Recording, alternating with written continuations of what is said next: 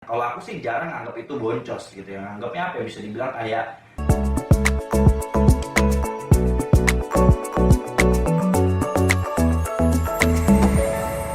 Assalamualaikum warahmatullahi wabarakatuh. Apa kabarnya teman-teman semuanya, followers-followersku dari TikTok, dari Instagram, atau dari sosial media lainnya. Nah, di video kali ini yang sangat menarik, aku pengen sharing-sharing lagi, pengen ngasih info pengalaman gue ya tentang dunia Facebook ya, tentang jualan online, tentang IG Ads juga gitu ya.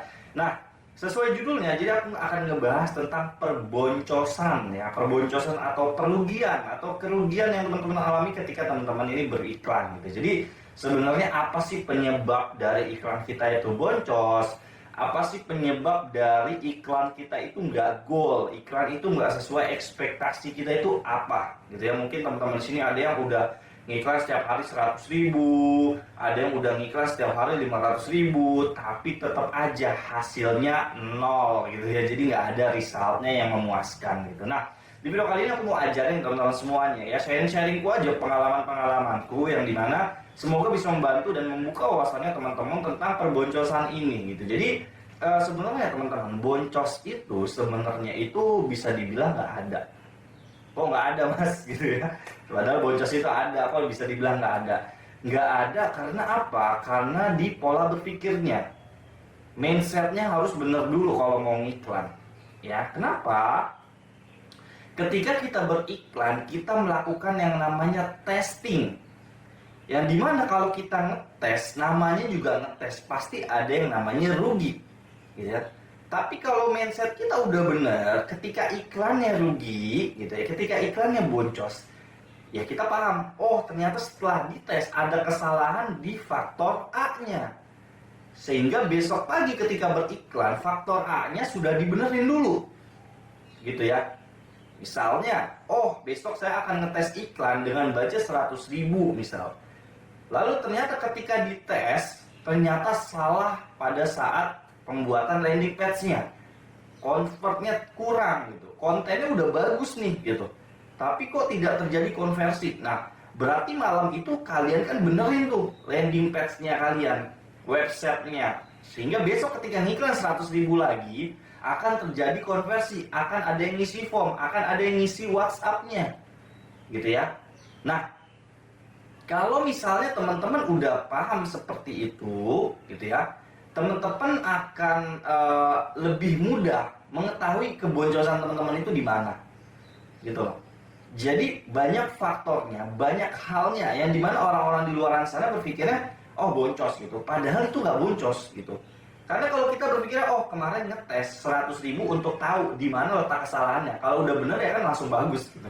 Tapi kalau mindsetnya, kalau aku mikir gini, oke ngetes, oke salah di sini dibenerin, sehingga besok jadi bagus. Jadi kemarin itu budget boncosnya itu, ya kan, itu adalah budget ngetes gitu ya. Jadi boncos dibilang ada atau enggak ya tergantung mindsetnya. Kalau aku sih jarang anggap itu boncos gitu ya. Anggapnya apa ya, bisa dibilang kayak ya udah ini pembelajaran gitu. Jadi dari ngetes ini jadi dapat kesalahannya di mana gitu loh. Jadi makanya jangan suka berpikir kalau misalnya kita gagal, misalnya kita boncos, ambil pelajarannya, cari pelajarannya apa yang harus diperbaikin gitu loh. Karena kalau kita udah tahu nih apa yang mau diperbaikin, kedepannya kan lebih bagus gitu ya. Itu mindsetnya juga harus benar juga kalau misal tentang perboncosan. Nah, lalu yang kedua gitu ya, misal tadi kita udah bahas tentang pola berpikir kita bahwa boncos itu nggak ada, karena kita berpikir ya ketika ngetes, ya ngetes wajar kalau boncos, namanya juga ngetes gitu, nyari tahu apakah benar atau salah gitu. Nah terus yang selanjutnya, yang boncos itu penyebabnya ada banyak faktor teman-teman ya. Teman-teman tahu nggak kalau kita ngiklan itu ada faktor apa aja? Ya ini makanya teman-teman yang pada ngiklannya belum pakai dashboard nggak akan nyambung dengan materiku kali ini. Makanya aku udah bilang, kalau ngiklan mau serius pakailah dashboard Facebook, jangan pakai aplikasi dari Instagramnya gitu. Jangan, itu akan membingungkan kamu. Dan ngiklan juga harus pakai website gitu. Ya kenapa harus ya, di strategi itu tuh wajib, karena biar kalian bisa scaling, biar kalian bisa pakai pixel, biar kalian bisa memperbesar lebih luas lagi penjualan kalian gitu ya. Jadi ada banyak faktornya. Nah, ngomongin faktor perboncosan ini ya, pertama ketika kita ngiklan itu kita harus siapin apa sih? Ada konten video atau foto, ada juga copywriting, ada juga landing page kita. Di dalam landing page ini banyak faktor loh yang kita mainin loh. Kita bisa ngejelasin produk, kita ngejelasin tentang market kita ngejelasin tentang customer persona kita, gitu kan. Kita naruh harga kita, ya kan. Kita buat harga yang semenarik mungkin, kita buat offer kita, penawaran kita, gitu ya. Terus yang selanjutnya ada CS juga, gitu. Ini sih beberapa faktor aja nih. Tapi ini lo udah bisa melingkupi atau udah bisa dibilang udah bisa tahu lah celah kerugiannya itu di mana. Yang terakhir ada kan goal kita itu di CS, gitu, di customer service kita, atau di kalau misalnya teman-teman masih sendiri ya berarti cara balesin kita itu seperti apa. Nah, dari 4 hal ini teman-teman ya, dari 4 faktor ini kita udah sebenarnya udah bisa mengetahui di mana letak keboncosan kita. Ya, bisa dibilang jangan boncos deh, letak kesalahan kita sehingga besok ketika jalanin iklan lagi ya, jangan jalanin yang sama karena udah tahu itu boncos gitu. Ya, tapi ini ngomongin tentang teman-teman yang iklannya itu brand sendiri. Cuma kalau di kelas aku ngajarin ke teman-teman semua, kalau iklannya jelek buang, ganti produk lain. Ngapain, itu kan produk orang. Gitu aku ngajarinnya kayak gitu. Dan aku sendiri pun kayak gitu. Ketika produknya aku tes jelek buang, cari yang lain. Jelek buang gitu. Tes yang lain gitu. Ya, jadi kecuali ini teman-teman yang punya produk sendiri.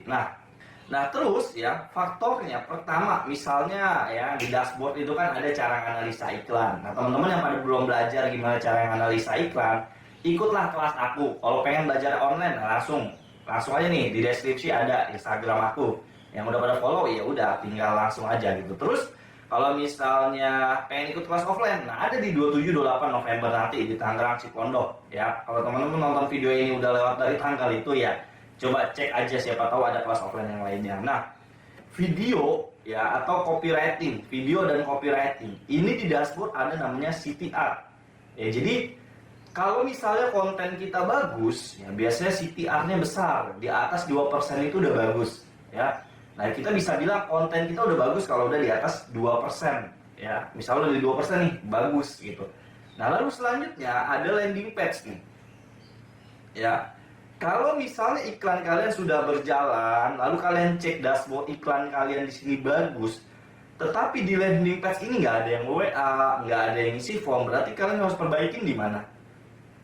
Di landing page kalian. Di mana kesalahannya ya kalian harus ulik di sana gitu. Entah di harganya, entah di penawaran, entah di kata-katanya gitu. Ya kan? Lalu selanjutnya ada yang namanya form ya atau CS gitu ya, bisa dibilang kayak orang itu lupa gitu ketika misal ada kasus kayak chatnya udah banyak tapi closingannya 0 gitu. Berarti kan dia udah ngelewatin video, udah ngelewatin copywriting, udah ngelewatin landing page-nya sampai masuk ke CS. Berarti kan 3 faktor ini dia udah lewatin dan bagus sebenarnya. Ya kan? Berarti cuman dibenerin di mana? Di sini nih, di CS-nya, di orang yang ngebalesin chatnya, di orang yang ngurusin customer gitu. Ibarat yang orang pemain bola tuh yang jaga gawang tuh ya CS, ya kan? Kita orang yang iklan itu yang lempar-lemparin customer gitu lah. Customer tuh jaga gawang gitu biar dia masuk gitu. Ya kan? Nah, makanya teman-teman harus bisa menganalisa ini nih, videonya, landing page-nya, kata-kata begitu ke WhatsApp-nya, lalu cara CS ngebalesin chat kita itu gimana, kita harus pelajarin itu loh. Ya, kalau misalnya kita nggak pelajarin itu ya akan rumit juga. Itu hal yang wajib. Makanya teman-teman keboncosan itu rata-rata hanya di sana. Kalau nggak di konten, di landing page, ya di harga juga bisa, di customer persona juga bisa.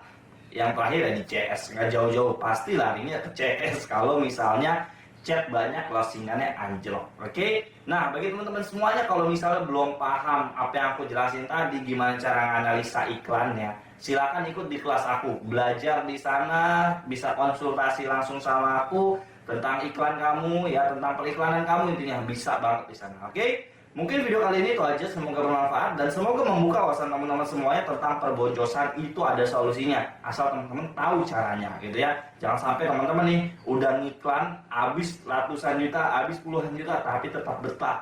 Malah nggak mau belajar sama orang yang udah bisa gitu. Oke? Mungkin itu aja video kali ini. Jangan lupa untuk like, comment, subscribe ya guys, biar aku lebih semangat untuk sharing-sharing konten yang lebih seru lagi ke depannya. Oke, thank you banget yang nonton video ini. See you in the next video. Dadah.